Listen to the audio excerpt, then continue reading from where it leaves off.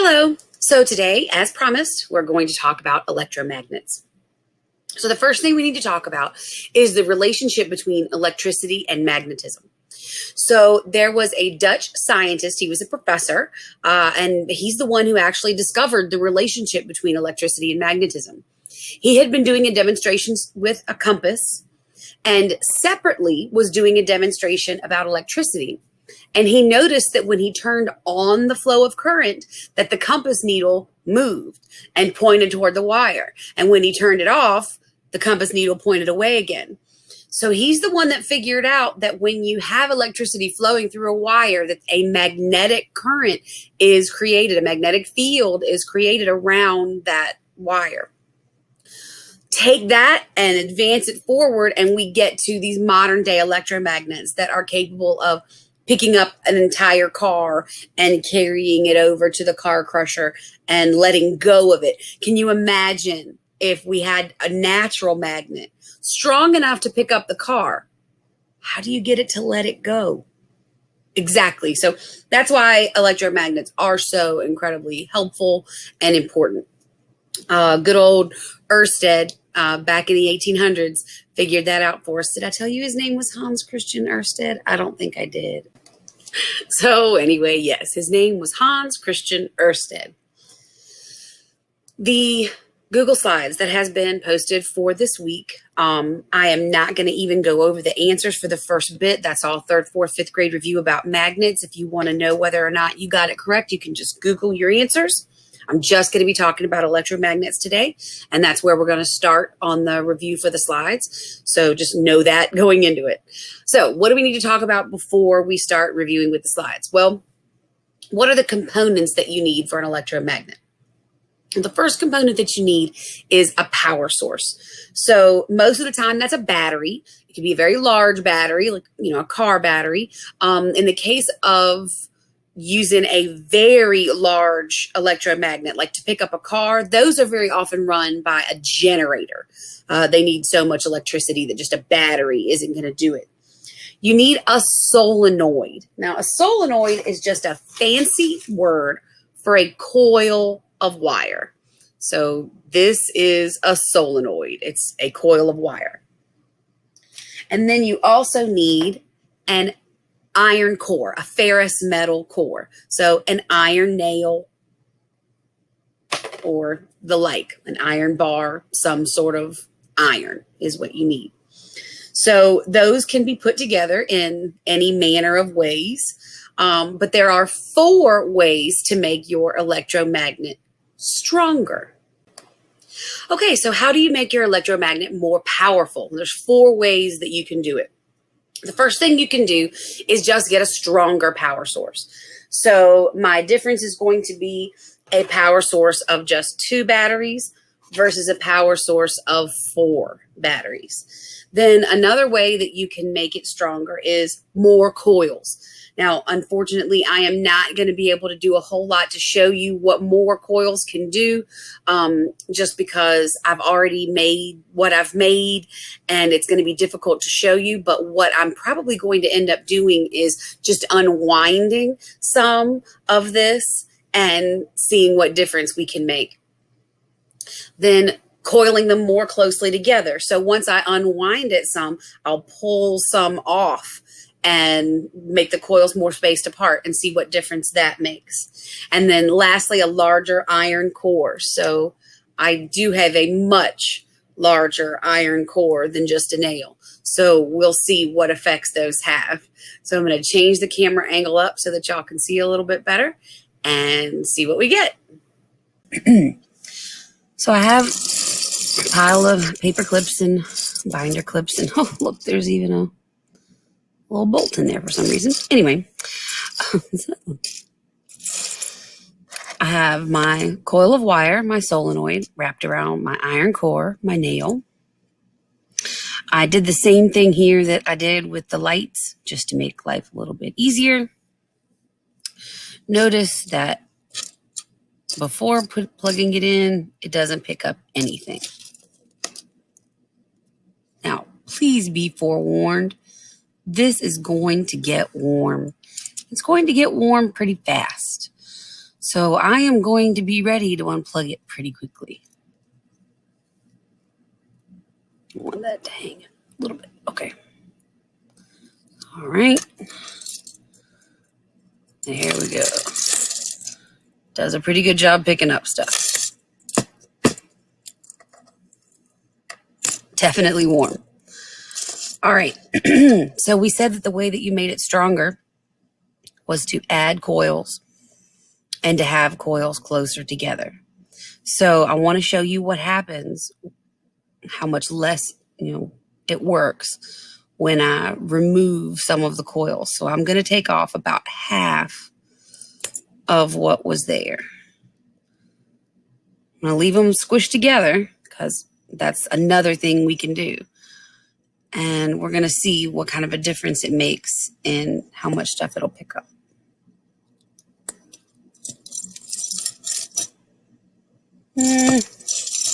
I don't think it's as strong. Last time it picked that one right up easily, and it's having a hard time. It's also getting very hot. All right, so I can also weaken it by spreading the coils apart.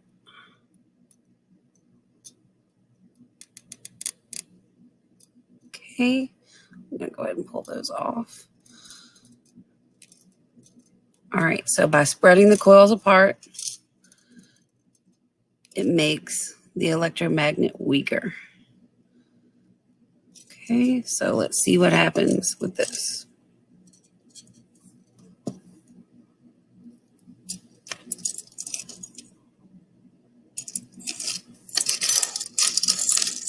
Doesn't feel like it's quite as attractive, but I think there's also some residual magnetism left in it. Well, maybe not so bad, but it's still hanging on to that one. So in the past, after doing this all day at school, the iron nail would be so well magnetized that I could take a pan of water and a plastic disc of some variety that would float, put the nail on top of it, and it would become a compass. It would point north because the nail had become so magnetized. Yeah, that's still, so some of our good results may be just because it's still got some magnetism to it, just because. All right, but I want to see if it'll pick this purple one up. Well, yep, no problem. Okay, well, how weak does it have to be? All right, so we'll uncoil it, spread them apart, and without running electricity through it, it doesn't work.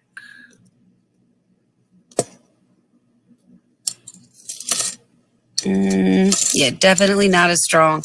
It was picking that up easily before, and now it's not. All right. So how do we make an electromagnet stronger? We use more batteries. So there's 4 batteries here. Did the same thing with the ends. And a larger iron core. This is just an iron bar that I've wrapped the wire around. Now, this is going to get hot, and it's going to get hot fast. So I am going to say, do not try this at home. I do not recommend trying this at home. But as you can see, before putting any electricity in it, this does not pick up any of the paper clips. But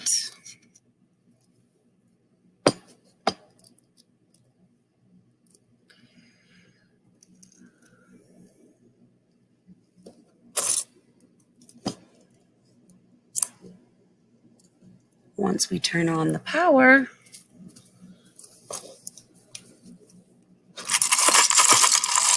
it wants to pick up nearly all of them.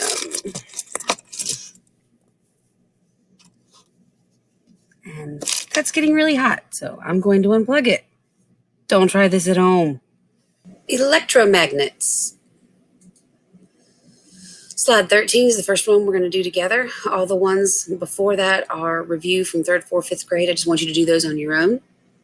So I want you to drag and drop the labels from the blue boxes onto the parts of the magnet So we've got a battery, the wires and coils, and the iron core is the nail. So all electromagnets have three parts: a power source,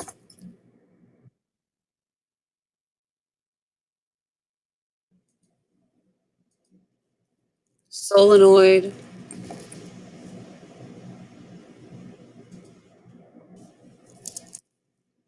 iron core.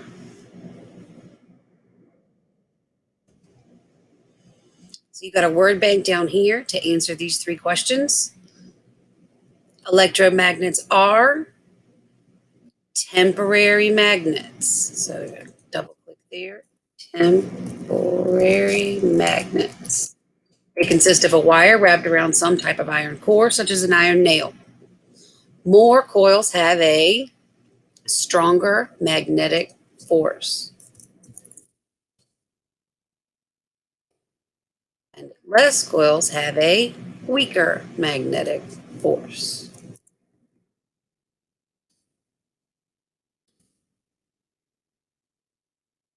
Next slide. You're going to drag and drop to compare permanent magnets, electromagnets, and both. So they actually both have north and south poles. It depends on what direction the flow of current is to whether it's a north or south pole on an electromagnet. They both are man-made. It is possible to make a permanent magnet.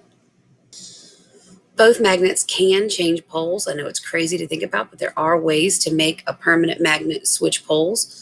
It's also possible to make an electromagnet switch poles just by reversing the flow of the current.